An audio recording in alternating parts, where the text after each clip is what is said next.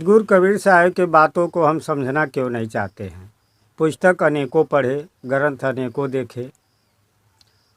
सब महापुरुषों ने हमें प्रेम करना सिखाए, आपस में मिलजुल कर रहना सिखाए।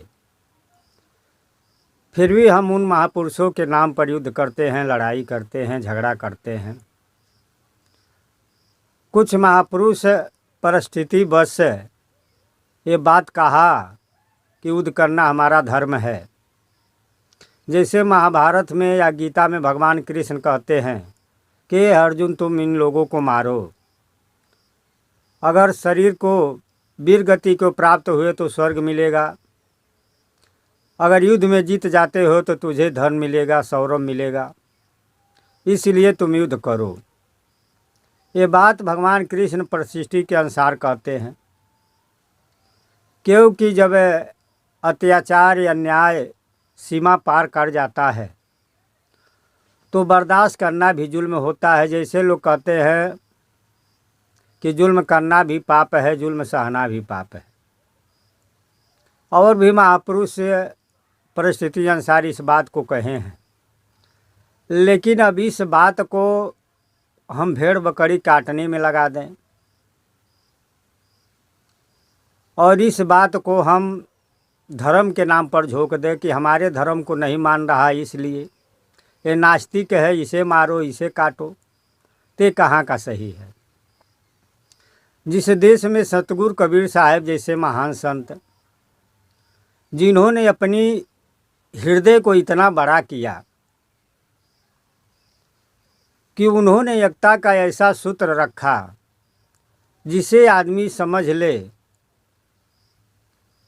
तो नफरत की कोई बात नहीं रहेगी।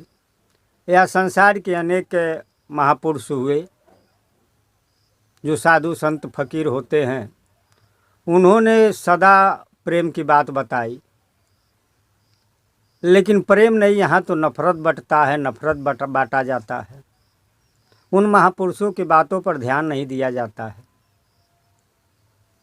जितना जमीन के लिए, धन के लिए, देश के लिए युद्ध नहीं होता है, उतनी लड़ाई धर्म के नाम पर होता है। ये हमारे बात को नहीं माना, ये नास्तिक है। जो मानता है वो आस्तिक है, जो नहीं मानता है उसे ज़बरदस्ती मनवाना है, धर्म परिवर्तन करवाना है। जिनकी रुचि है प्रेम से, गुण और स्वभाव देखकर, ये बात पक्की है कि मनुष्य से ही धर्म का नाम होता है, धर्म से मनुष्य का नाम नहीं होता है। जब व्यक्ति ऐसा काम करता है उसे देखकर लोग खुश होते हैं, प्रसन्न होते हैं, तो जिस धर्म में वो रहता है, जिस मिशन पंथ में रहता है, उसका जुड़ाव होता है।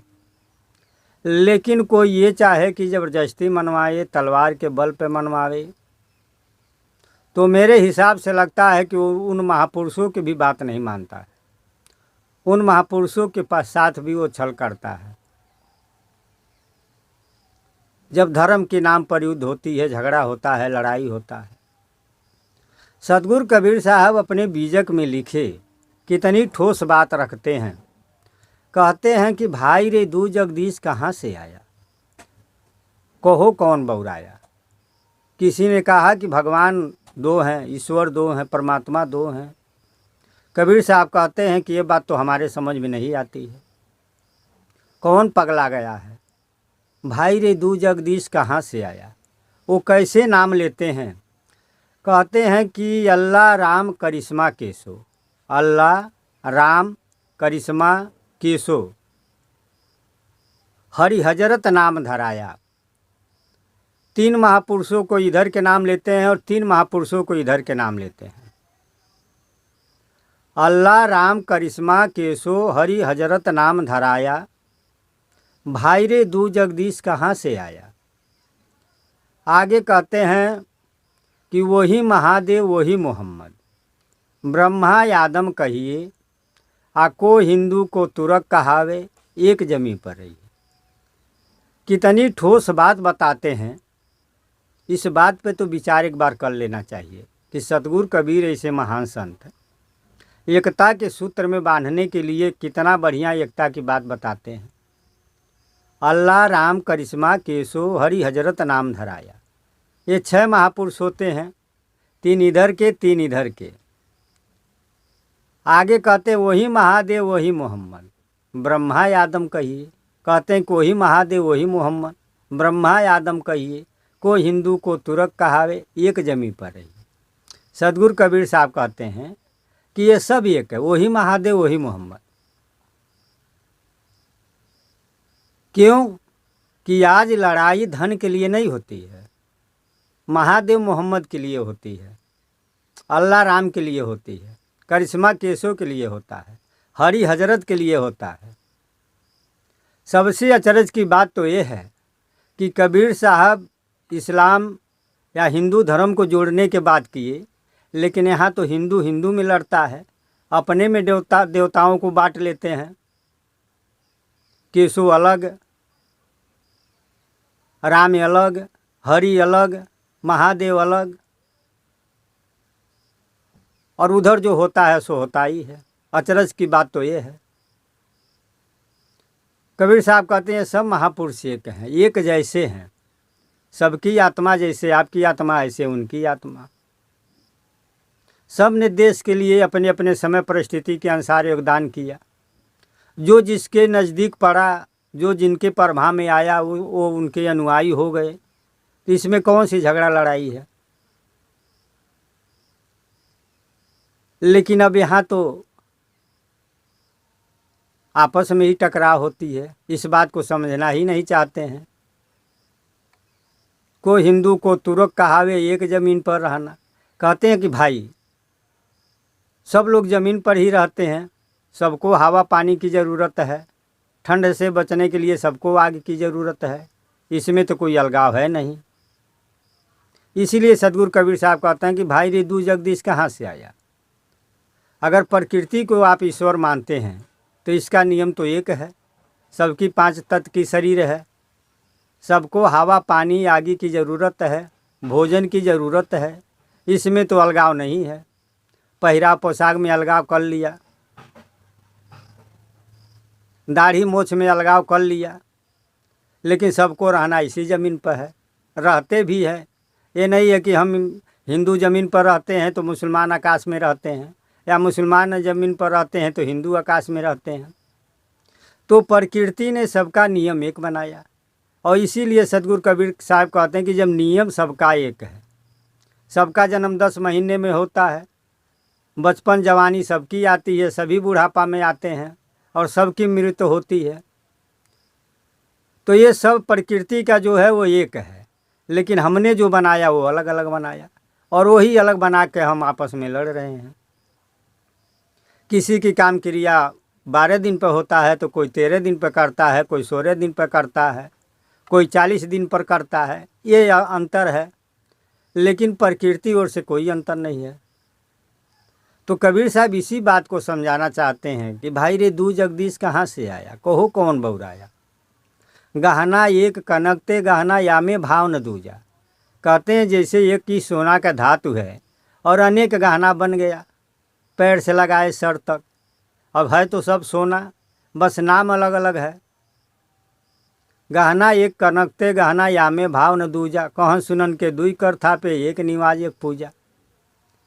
कहते हैं कि कोई नमाज पढ़ता है तो कोई पूजा करता है, कोई वंदना करता है, कोई प्रार्थना करता है, कोई मंत्र का जाप करता है, और मूल रूप में सबको ये मन के शांति के लिए है। सदगुरु कबीर साहब कहते हैं एक न शंभु पंथ चलावा, एक न हंस गोपाल ही गावा। एक न ब्रह्मा पंथ चलावा, एक ने भूत प्रेत मन लावा। एक न पूजा जैन विचारा, एक ने निहुर निवाज गुजारा। अब कोई पूजा करता है, कोई विचार करता है, कोई ध्यान करता है, कोई निवाज पढ़ता है, कोई प्रार्थना करता है, कोई मंत्र का जाप करता है, लेकिन ये सब प्रक्रिया मन के शांति के लिए होती है कि मन हमारा शांत हो, क्योंकि शांत ही मन दूसरे को शांत कर सकता है। जिसका मन शांत नहीं है, अशांत है, वो व्यक्ति जहाँ भी जाएगा दूसरों को भी अशांत करेगा। इसलिए शांत मन बहुत समाज में अपना प्रभाव डालता है। वही असली काम जो होता है वही देश के लिए करता है, उसे कोई कुछ कह भी देता है तो शांत स्वभाव में रहता है, उत्तेजित नहीं होता है। लेकिन जिनका मन चंचल है वो थोड़े बात में उत्तेजित हो जाता है। लेकिन मन शांत करने के लिए तो हम ये प्रक्रिया करते नहीं, इसको हम क्रिया बना लिए हैं। क्योंकि अगर मन शांत होता तो पूजा से उठने के बाद या प्रार्थना से उठने के बाद हम दंगा फसांग नहीं सोचते, किसी को मारने काटने की बात नहीं करते, किसी से गाली गलौज नहीं करते, हम नफरत निंदा की बात नहीं करते। क्योंकि मन तो शांत हुआ नहीं और शांत मन से हम बैठे नहीं। और शांत मन ही बहुत बड़ी उपलब्धि है। शांत मन ही सागर के समान है, शांत मन ही हिमालय से ऊंचा है, शांत मन ही शांत है। कबीर साहब कहते हैं अपने बीजक में, वो कहते हैं कि चंचल मन के अधम काम आ कहें कबीर भज राम राम। वो कहते हैं जो चंचल मन होता है उसका काम अधम होता है, लेकिन जो शांत होता है उसका काम सुंदर होता है। कोई काऊ खटा न माने, झूठा खसम कबीर न जाने। सदगुरु कबीर साहब कहते हैं सब अपने अपने हट में हैं। पूजा जो कर रहा है वो ये नहीं समझता कि नमाज पढ़ना भी अच्छा है। जो प्रार्थना करता है वो भी ये भी नहीं समझता कि मंत्र पढ़ना भी अच्छा है। हम लोगों की सिर्फ प्रक्रिया अलग अलग है, काम तो सबका एक है। अब कौन कितना किस काम में सफल होता है ये तो उसका मन जाने, लेकिन सम्मान तो करना चाहिए कि हमारा कुछ और प्रक्रिया है, अगला का कुछ और प्रक्रिया है, तो इसमें ना कोई छोटा है ना बड़ा है। तो इस बात पर हम विचार नहीं करते, हम अपने मन कर बनाते हैं और लड़ते हैं, झगड़ते हैं। प्रकृति ने हमें दुराव नहीं किया। एक के चाकी एक कुम्हारा, एक सबन के सिरजनहारा। एक चाक पर सबका बर्तन बनता है और एक ही माता के गोद में सबकी शरीर का पालन पोषण होता है और 10 महीने के बाद बाहर आता है। ये सबकी है, इसमें कोई इधर उधर नहीं कर सकता। लेकिन हम जो अपने बनाए हैं, जो हमारे समाज ने बनाया, हम उस पर हट करके रहते हैं और दूसरे वाला को गड़बड़ समझते हैं। इसलिए हमें ज़रूरत है कि हम महापुरुषों की बात को, संत कबीर साहब के बातों को समझे, जाने बूझे, तभी इस समाज का, इस देश का और परिवार का कल्याण होने वाला। अन्यथा हम ऐसे ही लड़ते झगड़ते चले जाएंगे, मानव जीवन से कुछ होने वाला फायदा नहीं होगा। और जो हमें जानते हैं कि हम लड़ झगड़ के भगवान या ईश्वर को खुश करते हैं तो खुश नहीं होते हैं, क्योंकि जब उन्हीं के सब हैं तो उन्हीं के वंशज को आप मारते हैं। लेकिन ये बात जान लीजिए कि जितना धन के लिए युद्ध नहीं हुआ, ज़मीन के लिए युद्ध नहीं हुआ, उतना धर्म के लिए युद्ध होता है।